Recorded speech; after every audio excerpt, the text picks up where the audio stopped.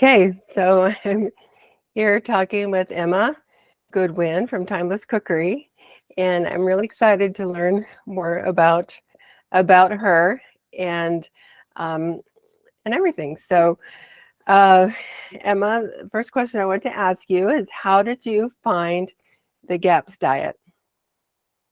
Do you know what? I don't remember exactly, but I think it was a freaky, happy accident where I was surfing online and Dr. Natasha's face popped up on a thing and she was talking about the microbiome. And I was like, whoa, what's that? And it was a long time ago. It was probably 15 years ago. But that she was talking about just sparked my interest. I was like, I need to find out more. Oh, wow. Was it what was it that you were listening to? It was just some random something on YouTube. I can't even remember. Some interview or something. I don't know. But I Oh, okay. immediately went away and bought the book. Oh, wow. It must have been impressive then. The Yeah. microbiome enough for you to buy the book. What was going on in your life that caused you um, to become involved with the GAPS diet? Well, we were all sick, basically. It's everyone's story, isn't it? We were all really sick. Yeah, Me sure. and my kids were sick. I had symphysis pubis dysfunction. I don't know if you know that. It's when No.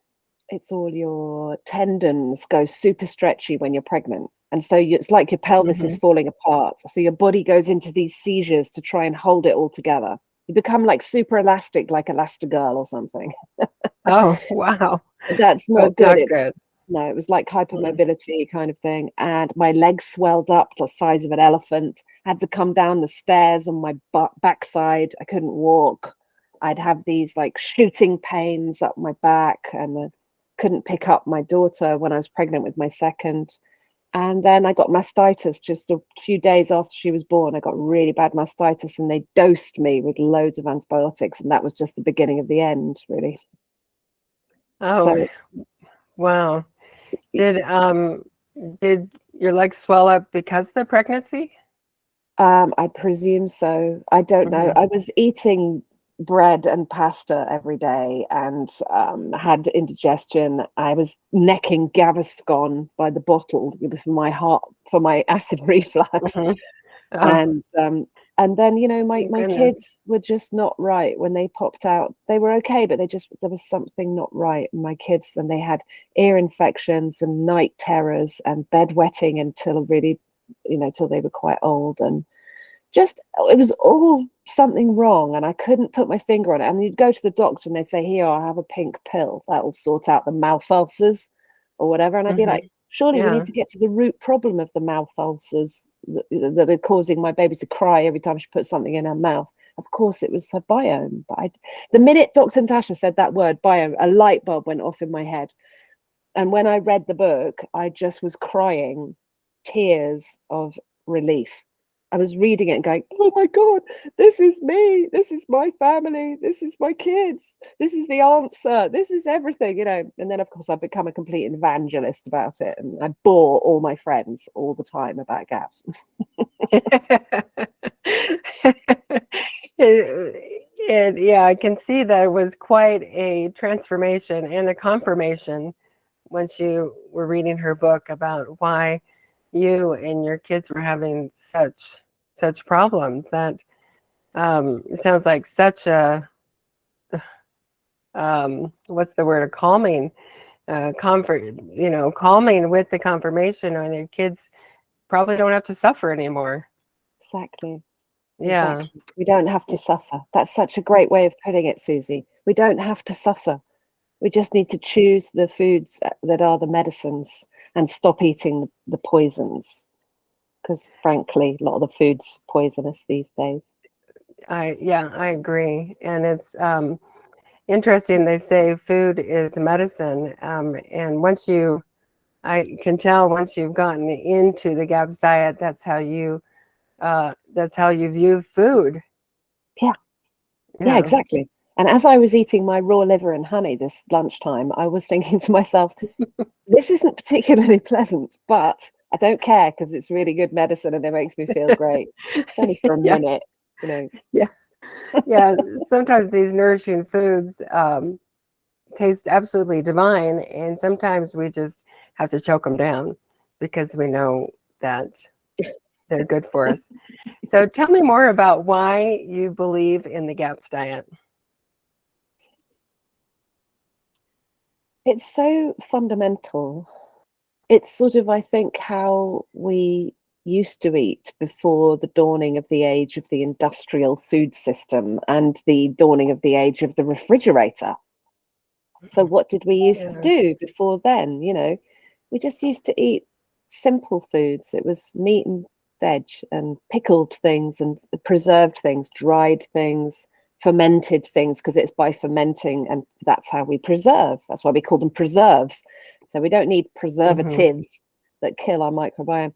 So what drew me to it was just that it's so fundamental and it's also really simple.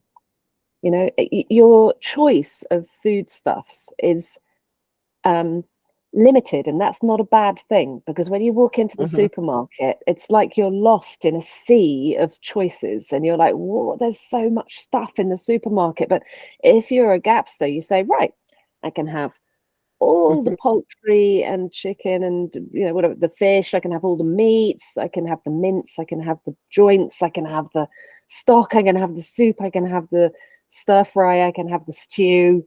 I can have all these vegetables. I can have all these fats. Tallow, Yeah. coconut oil.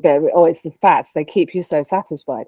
I can have raw egg yolks. I can have cultured cheeses. I can have cultured dairy. It's like, but then that's quite limited. Do you know what I mean? It's just dairy, eggs, meats, Yeah. veg.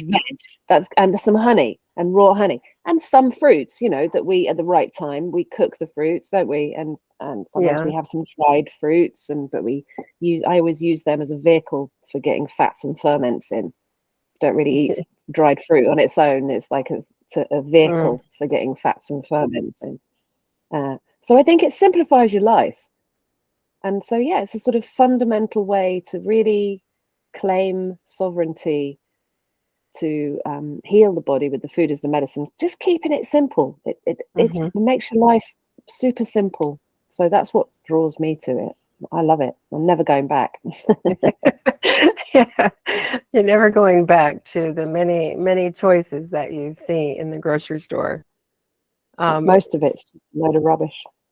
yeah, so you're saying the simplicity is what you enjoyed the most about the GAPS diet, Yeah. and that you don't have to make the choices of the 10 to 15 aisles that are in the middle. Yeah. And that's that's the beauty Yeah. You of the walk diet. past those aisles. Yeah. I've got like these sensors now. They're like these BS sensors or something, and I go through the supermarket, it's just like beep, beep, beep, beep, beep, beep, beep, beep, beep, beep, beep, danger, danger, don't go down that aisle. It's Yeah. full of rubbish.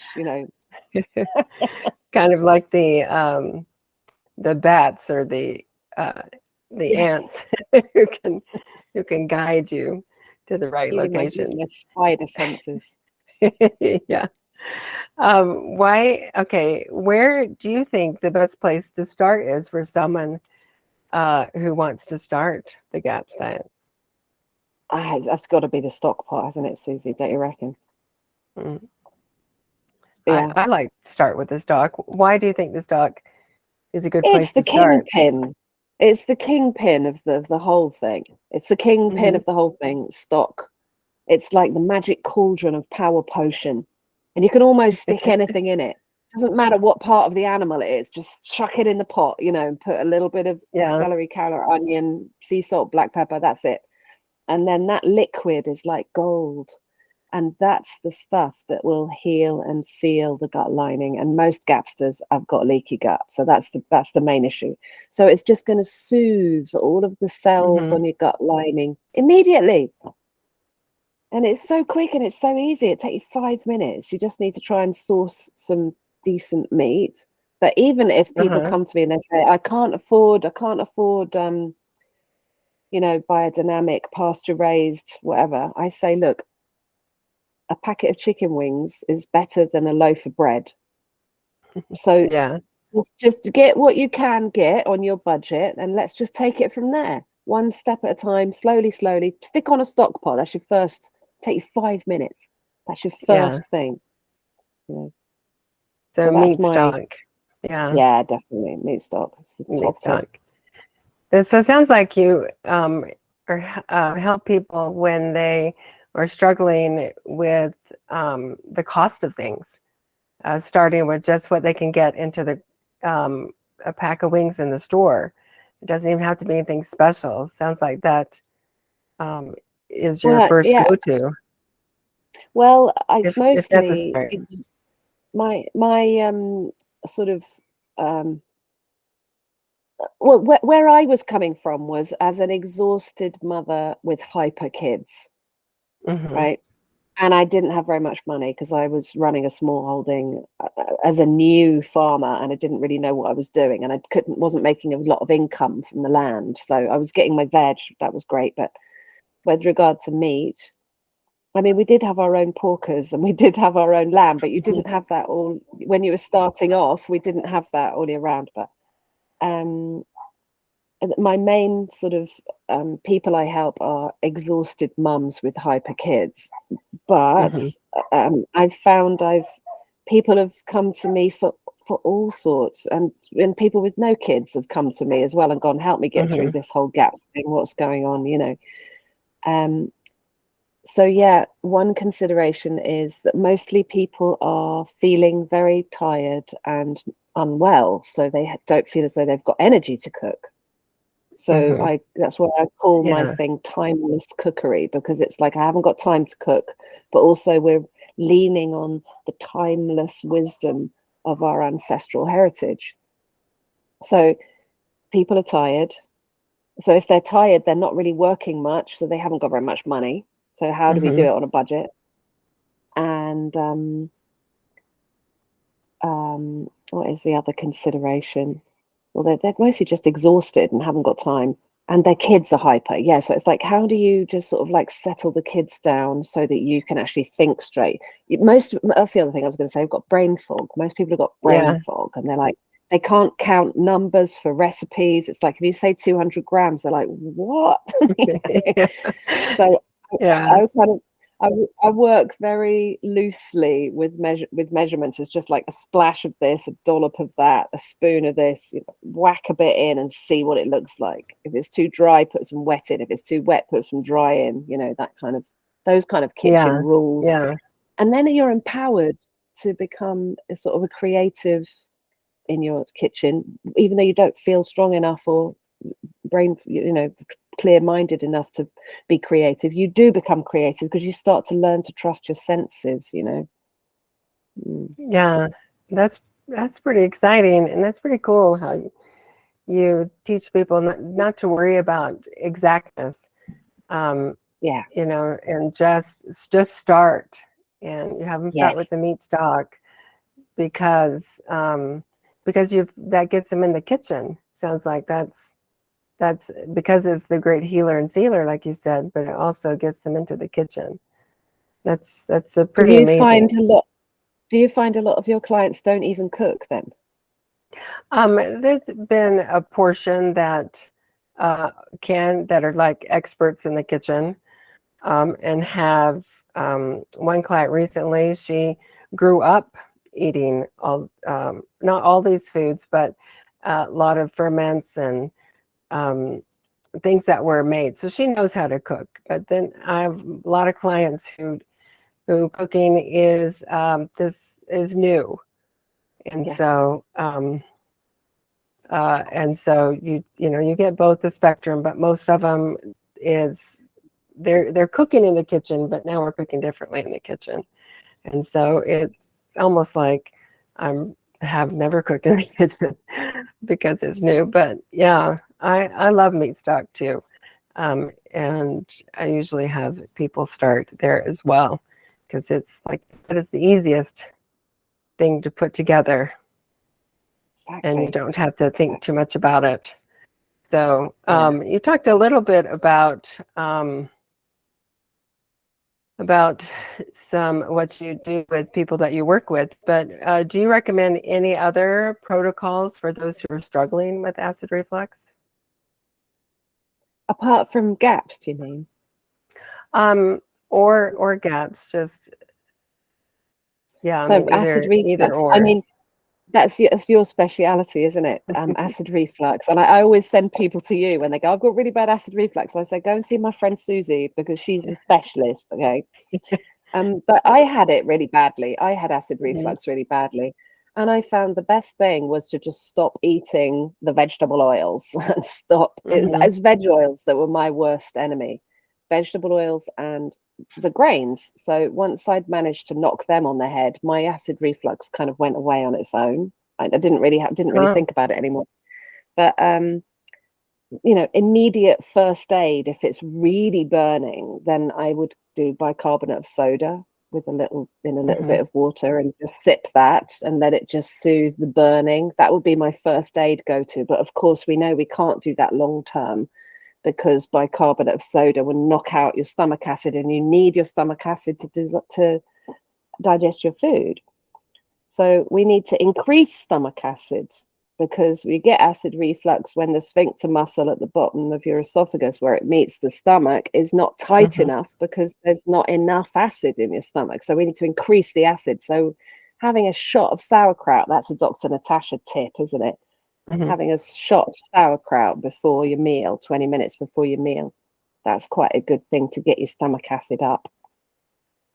Um, Yeah, but yeah, that's all I know really. yeah. Well, that's interesting that for you, uh, that you just took away the main foods that were causing you issues. And it seems like at Mm. the same time you had already started the GAPS diet, so you were already including the meat stock. I think I was at that time, yeah. Hmm. Yeah. Yeah, and we all have different levels of severity as far as acid reflux goes. And I like the tips that you have, the baking soda and taking out the foods that cause the problem for that. So yeah, thank you. Tell me, oh, go ahead. I was going to say, what are your top tips? I mean, you're the acid reflux queen. Well, first, uh, people are usually staying away from their trigger foods, and so that's usually a good place to start is to keep those trigger foods out. I mean, their whole diet is overwhelming, so meat stock is usually the first thing. Most people start feeling the calming effect, and they have less acid reflux when they start the meat stock, even if they're still eating the breads and the pastas that can trigger it as well. And then the second step is to add in the cabbage tonic or the sauerkraut juice, because that then adds that second layer, and most people start finding relief within the first week or two, even more relief, um, but when adding that. But some instant reliefs, yeah, I really like the baking soda. That seemed to work the best for me. A lot of people say the apple cider vinegar works for them or ginger tea works for them, but um, those tend to be triggers, so most people will stay away from that. But the baking soda is usually the key. Slippery elm is always really, really good. A safflower tea also will help with the burn, but the baking soda is really the number one thing that works more instantly. But like you Yeah, said, yeah. sipping it, you don't want to chug it because acid reflux, um, it doesn't help it if you just chug it. It has to be sipped. And then once you get it under the control, then you can do a baking soda, lemon water, and you can chug that and not have a problem. Mm, mm, but mm. but yeah, those are the big things to get it under control that I see and that I've experienced. So okay, so we know you're a GAPS coach. When did you decide to become a GAPS diet coach?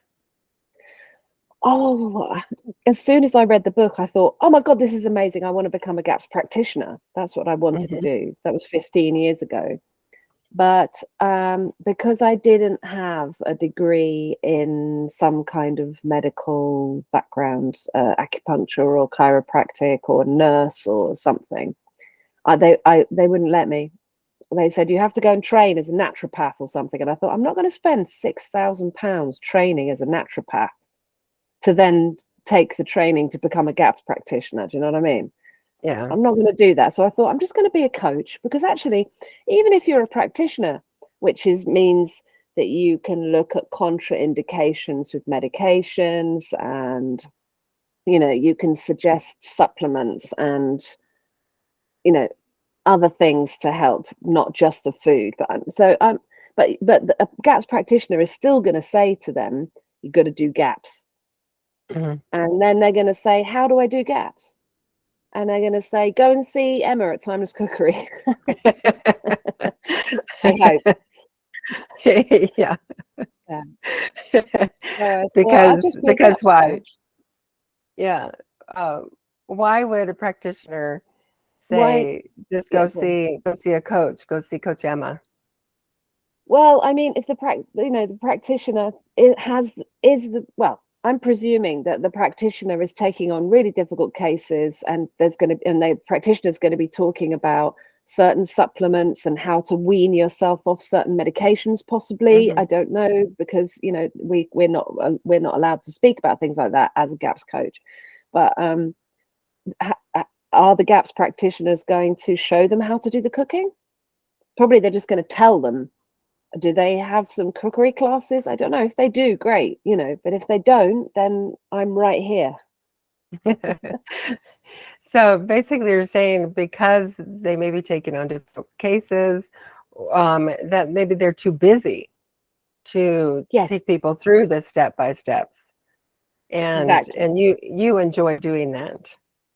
Yeah, I love it. Yeah. I love it. Are are you happy that you went the route of a coach versus a practitioner? I am, actually, because it's relaxed. It's really Hmm. relaxed. I don't have to sit there and be proper with a kind of, look all official with a white coat on or something. Not that practitioners look like that, but Right. you know, I can just be myself, and I know what it feels like to be exhausted and brain fogged and feel terrible and not feel as though you can do anything. I remember that feeling, so I Hmm. can help coach people through it and just make them see that just 5 minutes is good enough. If you can just get started, just 5 minutes is good enough. Pat yourself on the back and go and lie down and have a rest, and it Hmm. doesn't have to be perfect. There's no such thing as perfectly GAPS. It's all messy. And I Yeah. kind of like that. And I want to encourage people not to be messy, but to just do the best they can with the resources they have, and just, get an A-star plus for even trying. Yeah. Yeah. So you find more of a connection being a coach, um, Yeah. than you think you might have if you were a practitioner. I feel that, but I don't Yeah. know, Yeah. yeah, I yeah, mean, that's another set of shoes that that you're not in right now. So maybe in the yeah, future, who knows? But you you seem know, very content and happy to connect with people, from your own circumstance and others. You can help them through, yeah, and you yeah, like that. exactly. I find it Hmm. very satisfying work. I really, really find it very satisfying to see people come on, and make these changes and take responsibility for their health. It's very satisfying work.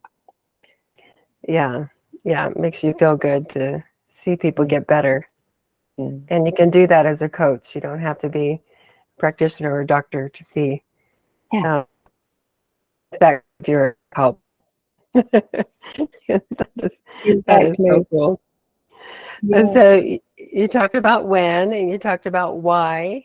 So that's the why you wanted to become a GAPS coach.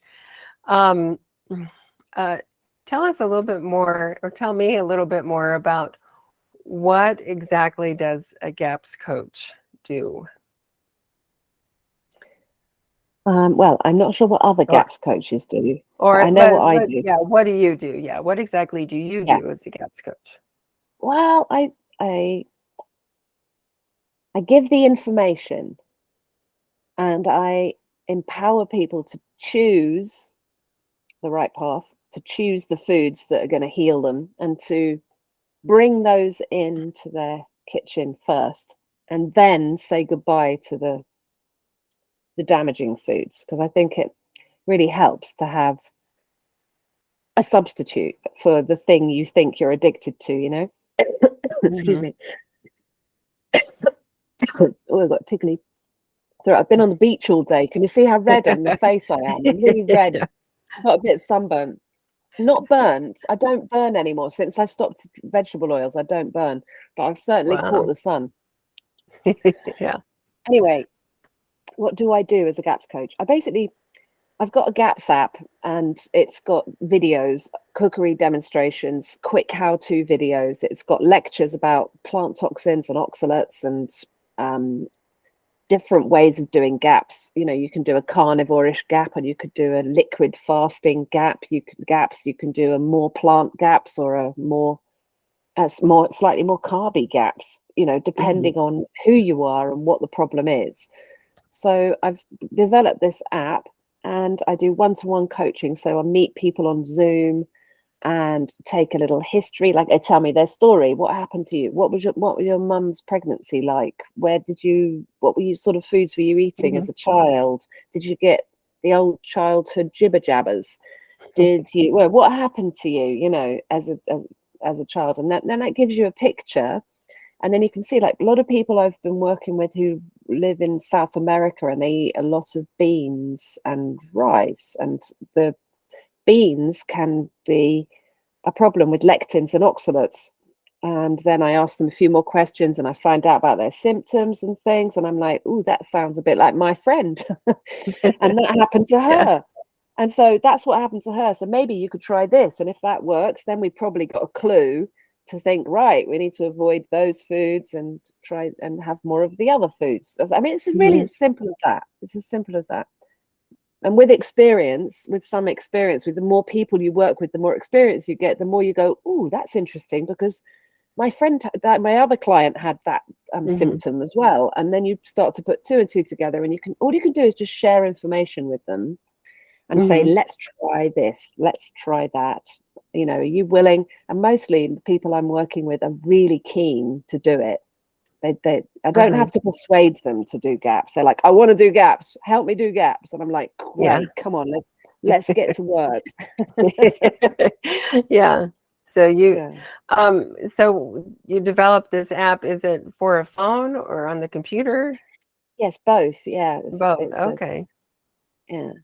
And so do you find that they mostly you guide them through that, and then you do the one-on-one separately, or how does that work? If people want to just join the subscription and get the GAPS app, then they've got everything they need, because I have a support group on Facebook, which I don't like Facebook particularly, but it's convenient at the moment. So there's a support group on Facebook. So if people, you know, get the app, and they can watch some videos, and they can be, oh, I'm going to make some sauerkraut. I'm going to do some cultured cream.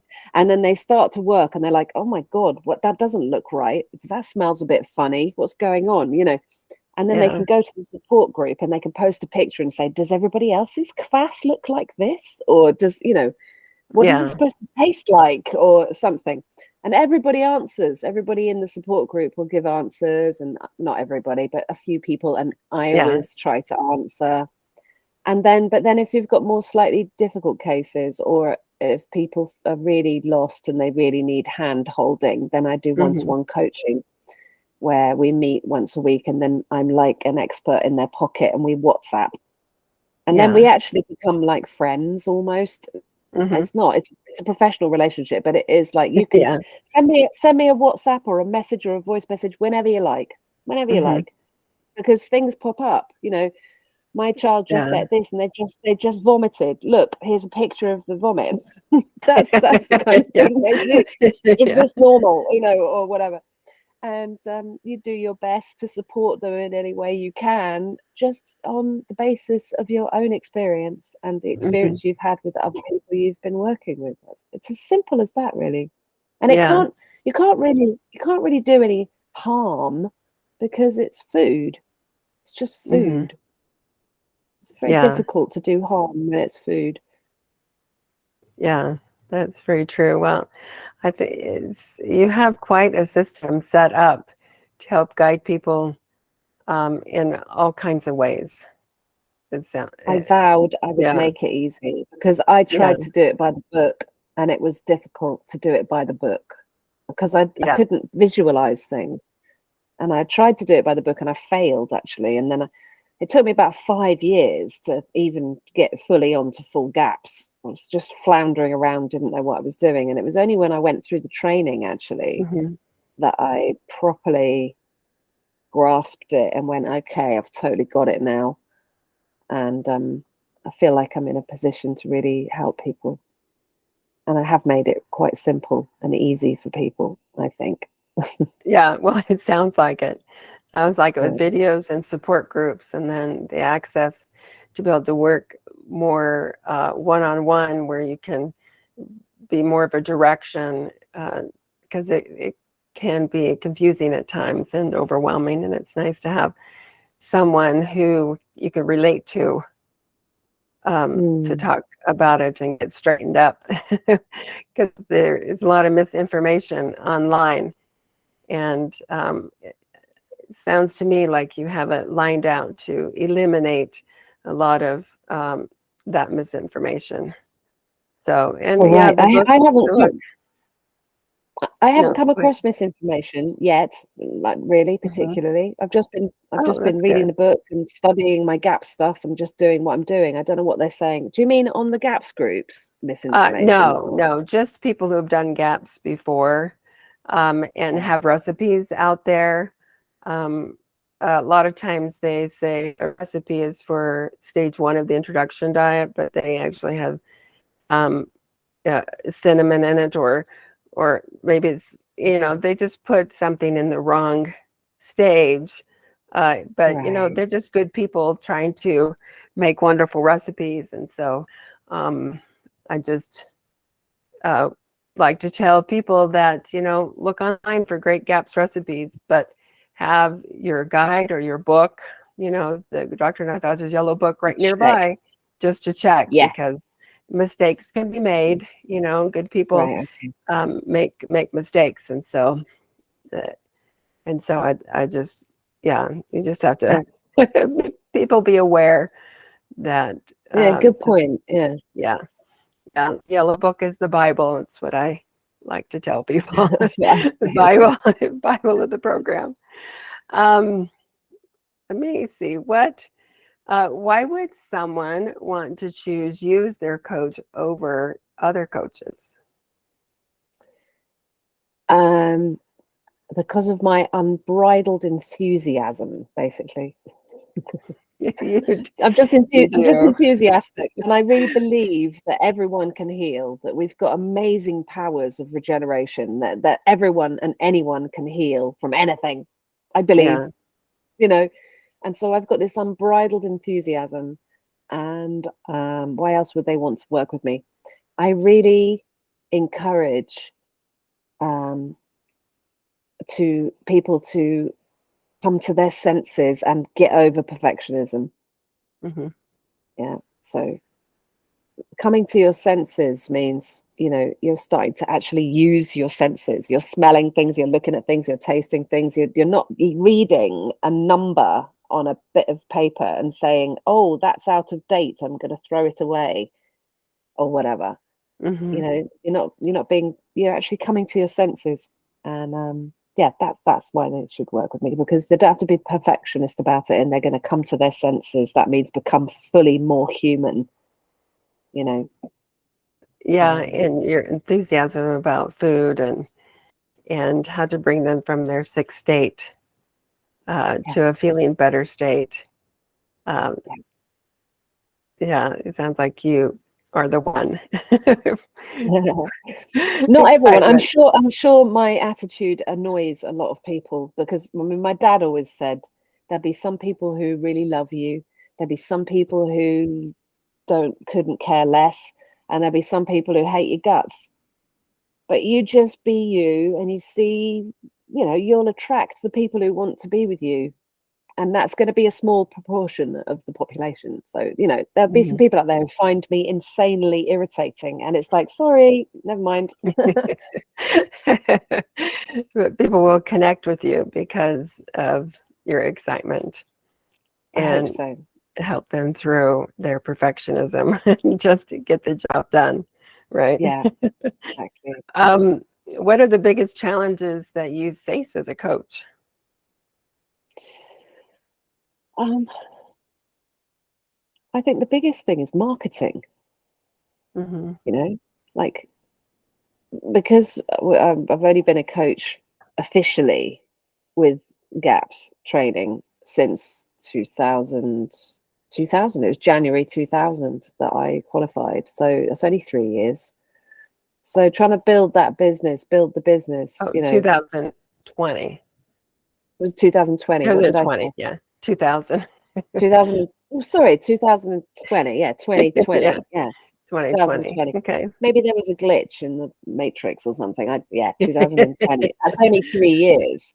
Yeah. So marketing for me is my biggest. It's like I don't want to have to do dancing reels and silly nonsense, to get views, to get people seeing me, to then to say to people, I mean, maybe I don't have to do dancing. I could do informative stuff or whatever, but I just want to do something quick and easy to get someone's attention. And I used to be an actress, so actually dancing's Oh. no skin off my nose. But Wow. I don't really want to have to keep on marketing. I just want people to just come to me. That would be my best favorite thing. That would be really amazing. Yeah. So that's what I Yeah. struggle with most. How about you? Yeah, just getting your name out and learning to let people know that there are coaches. Like you said, the coaches is brand new. They've had the practitioners since 2011, but the coaching is brand new. And so letting people know that there are certified coaches out there who know how to guide people through the protocol correctly is a challenge. But just finding the location, I think, that your people are at is a key, and then talking to them, letting them get to know you. So yeah, that can be a struggle because it's frightening. You can talk to somebody on the street, but putting a video together it takes some getting over, probably similar to what we all have to go through when we start a nutritional protocol like the GAPS diet. Just getting over our own insecurities of one thing or another. But the biggest challenge I face as a GAPS coach, probably other than getting your name out there. I mean, like you said, most people who come to you are ready. And so the challenge isn't really to help persuade them that this is something good for them. It's just helping them find the best way to cook the meals and to get it down so that it can benefit them the most. So, so yeah. Okay. Well, that's the end of the questions. Is there anything else you wanted to add? I could just keep recording. You're an actress, huh? Wow. Yeah, well, people can find me at Timeless Cookery on YouTube and Timeless Cookery on Instagram, and I'm on Facebook. There is a Timeless Cookery page, but come on over and find my personal profile, Emma Goodwin, and friend me there, because there's a ghost in the machine on my Facebook Messenger for the Timeless Cookery page. And I don't know how to sort it out. It's a technical hitch. Yeah. So yeah, don't try and contact me via Timeless Cookery on Facebook because it's a joke. It doesn't work. Yeah, and I do GAPS retreats. People come and stay with me in Normandy, and I cook for them. That's in northern France, land of milk and honey. It's really lovely food here. And the website is timelesscookery.com, where people can Okay. read more. What do you do on your YouTube? I do a few interviews, Mm-hmm. and I recycle my Facebook lives, and some of them are quite funny, apparently, people tell me, because I go off on a bit of a rant about the state of the world and things. And it's not only gaps related, it's more Yeah. to do with my worldview Mm-hmm. and world events and stuff going on. And I'm just commenting on how I see it, and yeah, telling it like it is. Yeah. So you Yeah, have your own personal uh, YouTube, and then you have your gaps. You have yeah. two groups. One about you and one Well, about what you do. it is a time. The